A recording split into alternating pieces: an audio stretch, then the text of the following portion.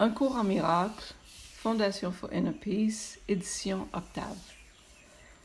Je lis chapitre 2, section 8 et leçon 15.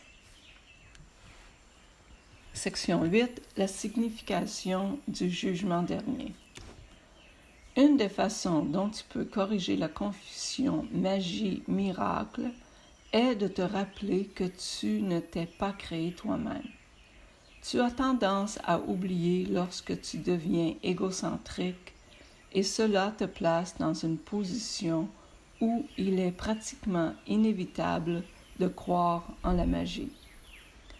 Ta volonté de créer t'est fut donnée par ton Créateur, qui exprimait la même volonté dans sa création. Puisque l'aptitude créatrice réside dans l'esprit, tout ce que tu crées est nécessairement affaire de volonté. Il s'ensuit aussi que tout ce que tu fais seul est réel à tes propres yeux, mais point dans l'esprit de Dieu. Cette distinction fondamentale conduit directement à la signification réelle du jugement dernier. Le jugement dernier est l'une des idées les plus menaçantes dans ta pensée. C'est parce que tu ne le comprends pas. Le jugement n'est pas un attribut de Dieu. Il n'a été introduit qu'après la séparation, lorsqu'il est devenu l'un des nombreux mécanismes d'apprentissage destinés à être intégrés dans le plan global. Tout comme la séparation s'est produite sur des millions d'années, le jugement dernier s'étendra sur une période aussi longue, et peut-être même plus longue. La durée peut toutefois en être grandement réduite par les miracles, qui sont un mécanisme pour réduire le temps, mais non pour l'abolir. Si un nombre suffisant développe un véritable esprit de miracle, ce processus de réduction peut être quasiment incommensurable. Il est essentiel toutefois que tu te libères rapidement de la peur, parce que tu dois émerger du conflit si tu veux apporter la paix à d'autres esprits. Le jugement dernier est généralement considéré comme une procédure entreprise par Dieu. En fait, il sera entrepris par mes frères avec mon aide. C'est une guérison finale plutôt que l'infliction d'une punition, aussi méritée que la punition puisse te paraître.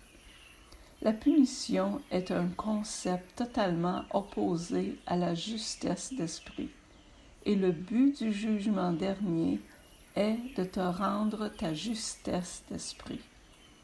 Le jugement dernier pourra être appelé un processus de juste évaluation. Cela signifie simplement que chacun en viendra finalement à comprendre ce qui est digne et ce qui ne l'est pas. Après cela, l'aptitude à choisir peut être dirigée de façon rationnelle. Jusqu'à ce que cette distinction soit faite, toutefois, les oscillations entre volonté libre et emprisonnée ne peuvent que continuer. Le premier pas vers la liberté comporte un tri du faux et du vrai. C'est un processus de séparation au sens constructif qui reflète la véritable signification de l'Apocalypse.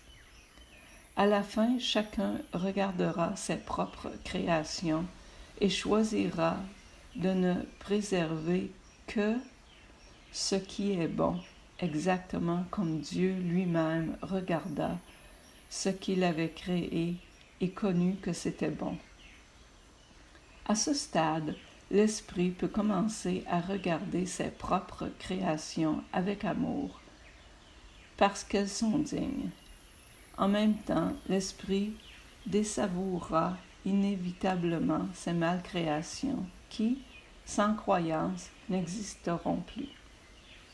L'expression « jugement dernier » est effrayante non seulement parce qu'elle a été projetée sur Dieu, mais aussi à cause de l'association de « dernier » avec la mort. Voilà un exemple remarquable de perception, sens dessus-dessous. Si l'on examine objectivement la signification du jugement dernier, il devient tout à fait apparent que c'est réellement la porte qui s'ouvre sur la vie. Nul ne vit vraiment qui vit dans la peur. Ton propre dernier jugement ne peut pas porter sur toi-même, parce que tu n'es pas ta propre création. Tu peux toutefois l'appliquer de façon significante et à tout moment à tout ce que tu as fait et ne garder dans ta mémoire que ce qui est créatif et bon. C'est ce que ta justesse d'esprit ne peut manquer de te dicter. Le seul but du temps, c'est de te donner du temps pour accomplir ce jugement. C'est ton propre jugement parfait sur tes propres créations parfaites. Quand tout ce que tu retiens est digne d'amour, il n'y a pas de raison pour que la peur reste avec toi.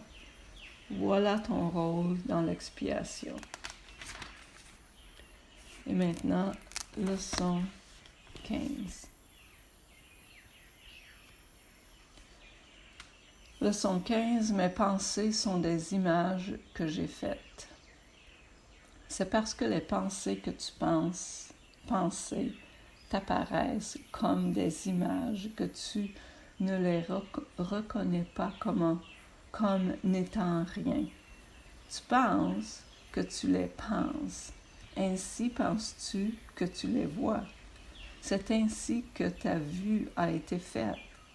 C'est la fonction que tu as donnée aux yeux de ton corps. Cela n'est pas voir, c'est faire des images. Cela prend la place de la vue en remplaçant la vision par des illusions. Cette idée qui nous initie au processus qui consiste à faire des images, ce que tu appelles voir n'aura pas beaucoup de signification pour toi. Tu commenceras à la comprendre quand tu auras vu de petites franges de lumière autour des mêmes objets familiers que tu vois maintenant. Cela est le but de la vision réelle. Tu peux être certain que la vision réelle viendra rapidement une fois que cela s'est produit. Tout en progressant, il se peut que tu aies de nombreux épisodes lumineux. Ils peuvent prendre maintes formes différentes, dont certaines tout à fait inattendues. N'en aie pas peur. Ce sont les signes que tu ouvres enfin les yeux. Ils ne persisteront pas, parce qu'ils symbolisent simplement la perception vraie. Ils n'ont pas de rapport avec la connaissance. Ces exercices ne te révéleront pas la connaissance, mais ils prépareront la voie qui y conduit. Pour t'exercer à l'idée d'aujourd'hui, répète-la d'abord à toi-même, puis applique-les à ce que tu vois autour de toi en nommant chaque chose et en laissant ton regard se poser sur elle en disant « ce ou cette est une image que j'ai faite. Ce, cette est une image que j'ai faite. » Il n'est pas nécessaire d'inclure un grand nombre de sujets concrets pour appliquer l'idée d'aujourd'hui. Il est nécessaire toutefois de continuer à regarder chaque sujet tout en te répétant l'idée.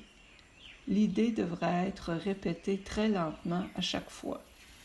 Bien qu'il soit évident que tu ne pourrais pas appliquer l'idée à beaucoup de choses pendant la minute environ d'exercice qui est recommandée, essaie de faire une sélection aussi aléatoire que possible.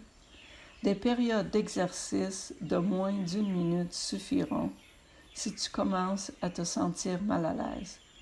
Ne fais pas plus de 3 périodes d'exercice avec l'idée d'aujourd'hui, à moins que tu ne te sentes complètement à ton aise, et ne dépasse pas 4. Toutefois, en cas de besoin, l'idée peut être appliquée tout au long de la journée. Merci.